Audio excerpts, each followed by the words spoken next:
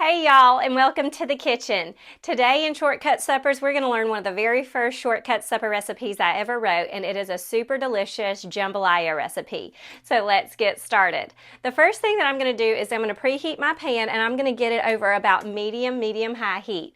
And I'm going to get the first ingredient in our pan because it's going to be a flavor base for everything that we build on top of here, ensuring that this fast meal has a lot of slow cooked flavor. So I've got about a pound of smoked sausage here, and what I'm going to do is I'm just going to slice it in half to give it some extra surface level so it can get nice and brown in my pan.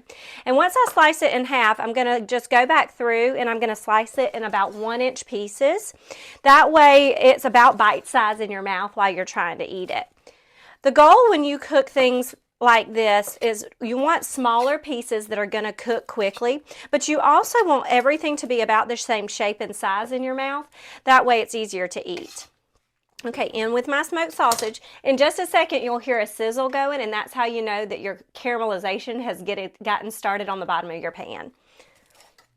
And when you start your sausage in there first, the browning is actually what's going to add a layer of flavor that tastes very slow cooked to the rest of your dish. Now, here we go. And the next thing I'm going to do is put in about half of an onion. Now, one of the things that I teach in Shortcut Suppers is frozen onions are your friend. I just don't happen to have them today. And I'm a little bit faster than most chopping my onions, so that's not the end of the world. But if you have frozen onions in your freezer, you're going to want to use about half of the bag of frozen onion, or the equivalent of a cup. That is what half of a chopped onion equals in that mathematical measurement. Okay, here we go. We went through that way. We're going to turn it to the side and curl our fingers under as we bang through these onions this way. Once you get about halfway, you can rock your onions forward to give you another solid surface and bang them out the rest of the way from there. Okay. Now we're going to get our onions in with our sausage. We're just going to build layers and layers of flavor all inside the same pan. That way, the flavors that are in there are not going to get away from us. We're not trying to saute something and do something else over here. If you build everything in the same pan, it's going to taste that much better and be that much easier to clean up in the end. Okay, so we've got some veggies in the pan, so now I can turn up the heat. We definitely want to bang that out a little bit more. I missed one little piece of onion. Okay, we're going to turn up that heat, and the next thing that we're going to do is we're going to get out some chicken, and I'm going to open up my tomatoes and my rice. Now, my chicken is something that I have pre-cooked, and there's a specific recipe method that I use for this. The seasoning is not the biggest deal. The thing that I want to talk to you about here is when I pre-cook my chicken, what I use and how I do it. Most people pre-cook some boneless, skinless breasts to give them a shortcut all week long. But if you've had the rotisserie chicken in the grocery store, and that's the kind of chicken that you have in mind, but you want to do it yourself, here's the way to get moisture levels in your chicken that's similar to that. Instead of all boneless, skinless breasts, go ahead and buy half breast and half thigh. So what you'll do is buy a breast pack that has about 4 breasts in it. 3 or 4 is usually the size package that you'll find. And also get a package of thighs. Now, for a regular week amount, I get one that has about 6 thighs in it. Usually, they're easy to find in those measurements. If you want double that, then you can get a package that has 6 or 7 breasts. Usually that's about a $12 to $15 package, and then you can get a bigger package of thighs that's about 8 to 10 thighs. That's going to make a lot of meat, but if you're feeding teenagers, you may need it. So basically what I do is I put half thigh meat, half breast meat into my Instapot together. Make sure they're covered with a lot of delicious seasonings like seasoning salt, garlic, some chicken stock, maybe a little onion powder or garlic seasoning that's a blend with some herbs in it. Then I let that go until it's totally done. Take it out, let it cool, shred it up, and it's good for the week. I do keep the broth that's in there, and I keep that poured over my chicken. That way my chicken is just moisture level that's actually delicious all week long. If you take it out of the liquid, it's going to get drier and drier every single time that you use it, and it's going to kind of feel like shoe leather in your mouth by the end of the week. So, doubling the recipe is good, but if you do half breast, half thigh, and keep it packed in its liquid before you use it, you're going to end up with a lot better chicken to use. Okay, now that I've got some color on my sausage and my onions are starting to sizzle, I'm going to stir this up a little bit. Then I'm going to add in my next ingredient, and that is my rice. Now the rice that I have is actually a seasoned rice blend, and that is a huge saver on flavor when you are doing a shortcut supper. This is a Jambalaya rice by Zatarain's. It's got all your seasonings in it, so you're not grabbing anything off the shelf to try to get flavor into here. It's already in the box. So the next thing I'm going to do is I'm going to just open up my rice, and the oil inside of my pan from my sausage is going to help this rice get toasty before I actually add in any liquid. And that's going to just amp up that flavor that much more. So in with my rice, look at that beautiful color. We're going to give it a little bit of a stir. Turn my heat down just a little bit to about medium-low.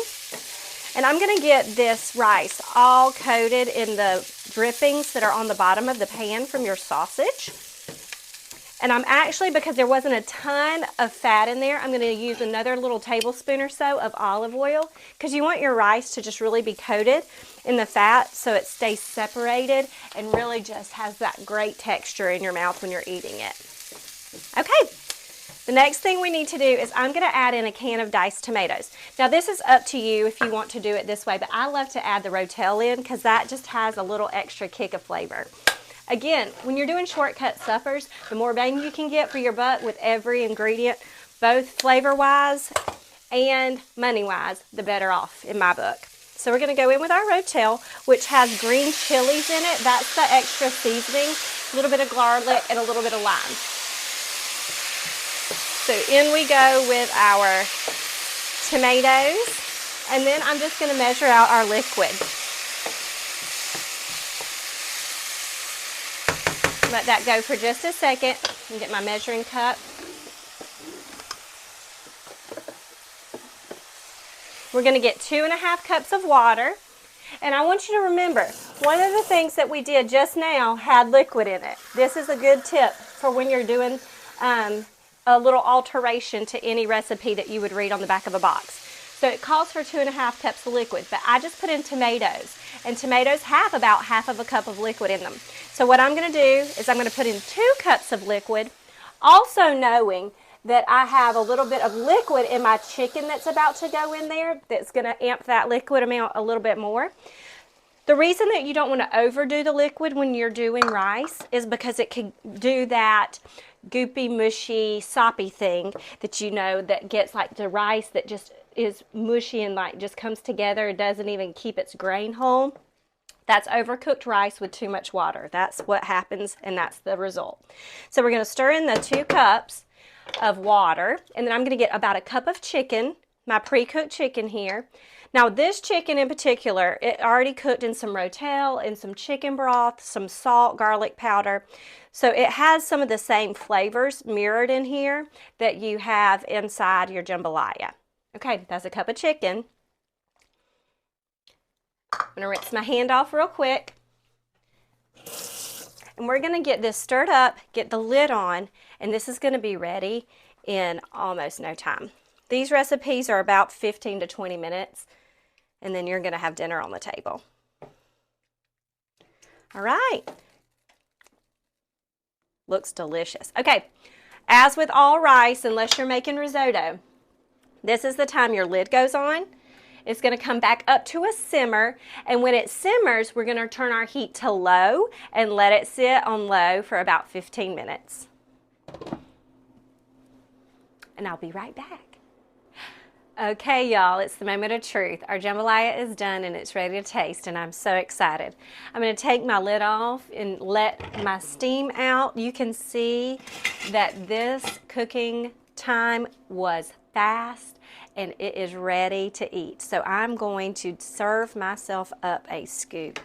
The tomatoes, the sausage, this is a complete meal in this pan. It's got those yummy, yummy pieces of onion in there. Oh, so delicious. It smells just like Cajun country. Okay, look how delicious that looks. If you wanted to, you could pair this with a little bit of garlic bread or some salad. One of my favorite things when we first got married to make all the time, we had a garden a lot, and I would make cucumber, tomato, and onion salad, and I would just toss it with some salt, pepper, and red wine vinegar, and it was perfect every time, every day, with every meal that we had. And that is what this reminds me of.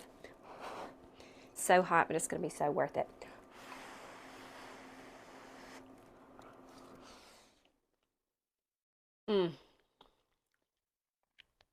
Delicious.